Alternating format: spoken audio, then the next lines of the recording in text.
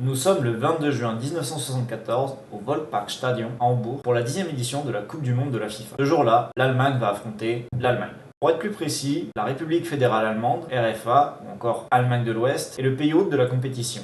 Et dans le cadre de la dernière journée de la phase de poule du premier tour, elle affronte la RDA, République démocratique allemande, ou encore Allemagne de l'Est. Ce match est le premier et restera le dernier match officiel entre les deux équipes d'Allemagne. Si sur le plan sportif, ce match prend place lors de la phase finale de la Coupe du Monde de la FIFA, il n'est pas déterminant pour la suite de la compétition, puisque les deux équipes sont d'ores et déjà assurées de se qualifier pour le tour suivant. En revanche, l'issue de la rencontre déterminera qui de l'Allemagne de l'Est ou de l'Allemagne de l'Ouest finira première de son groupe.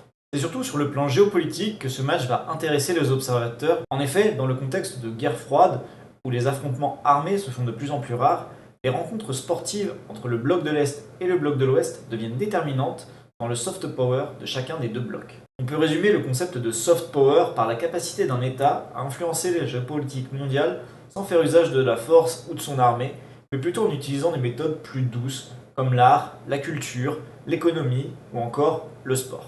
Ce qui rend ce match entre l'Allemagne de l'Ouest et de l'Est si particulier, c'est qu'à la différence des oppositions entre l'Union soviétique et les États-Unis, celui-ci oppose deux parties d'un même pays coupé en deux depuis 1949 et l'instauration du rideau de fer. Le rideau de fer, c'est la frontière qu'il existe entre les deux parties de l'Europe, séparées depuis la fin de la Deuxième Guerre mondiale, entre les pays qui ont été libérés par l'Union soviétique à l'est de l'Europe et ceux qui ont été libérés par les forces britanniques, américaines et françaises à l'ouest. Si le rideau de fer sépare littéralement l'Europe en deux du nord au sud, il est surtout particulièrement visible en Allemagne, notamment à Berlin, puisque le mur de Berlin y est installé depuis 1961. Par ailleurs, malgré sa destruction depuis 1989, certains morceaux du mur restent encore visibles aujourd'hui. Pour autant, si faire de ce match un duel fratricide entre deux parties d'un même pays représentant chacun un des deux blocs hégémoniques du XXe siècle est tentante, la réalité est plus complexe qu'il n'y paraît. En effet, ce match intervient en fait dans un contexte de détente générale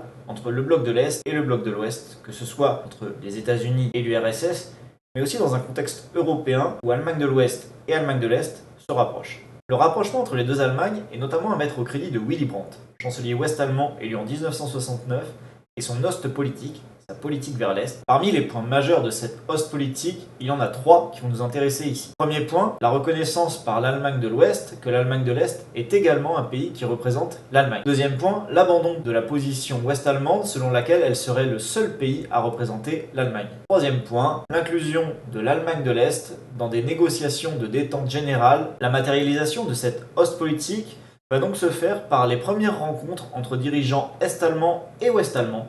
Toujours à l'initiative du chancelier ouest-allemand, il sera d'ailleurs nommé prix Nobel de la paix en 1971. Enfin, l'Ostpolitik aboutit le 21 décembre 1972 par la signature du traité fondamental de Berlin-Est qui reconnaît officiellement la RDA et la RFA mutuellement. La RFA et la RDA vont conjointement devenir les 133e et 134e membres officiels de l'Organisation des Nations Unies le 18 septembre 1973. Revenons-en maintenant au terrain et analysons les forces en présence. D'un côté, l'équipe ouest-allemande, composée de légendes comme Gerd Müller ou Franz Beckenbauer, deux vainqueurs du Ballon d'Or et récemment champion d'Europe avec le Bayern de Munich en 1974. Également, l'équipe ouest-allemande vient de remporter le championnat d'Europe 1972. Elle fait donc figure de grandissime favorite dans cette Coupe du Monde. De l'autre côté, on a le petit pousset est-allemand, puisque c'est sa première participation à une phase finale de Coupe du Monde. Et du côté des championnats d'Europe, ça n'est guère mieux, puisqu'elle a réussi à atteindre les huitièmes de finale en 1960 et 1964, mais qu'elle a échoué à se qualifier en 1968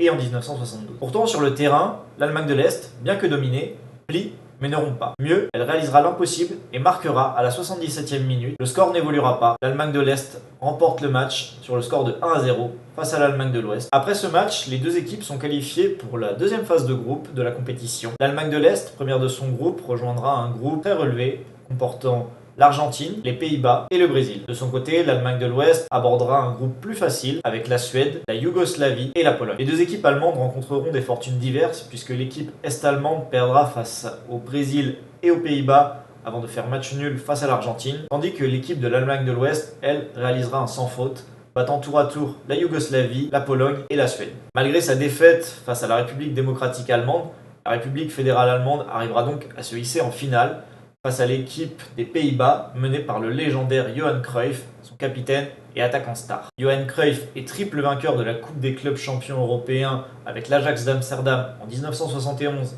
1972 et 1973. Malgré tout, ce sera l'Allemagne de l'Ouest qui remportera cette finale sur le score de 2-1 et qui apportera donc à l'équipe allemande de football son deuxième sacre mondial après celui de 1954. Cette Coupe du Monde est la première à décerner la nouvelle version du trophée de la compétition puisque le précédent trophée, le trophée Jules Rimet, est désormais conservé par le Brésil après sa troisième victoire en 1970. Malgré la défaite des Hollandais lors de la finale de la Coupe du Monde, Johan Cruyff sera malgré tout élu meilleur joueur de la compétition et il sera également le premier joueur à devenir triple ballon d'or lors de la remise du trophée du ballon d'or 1974.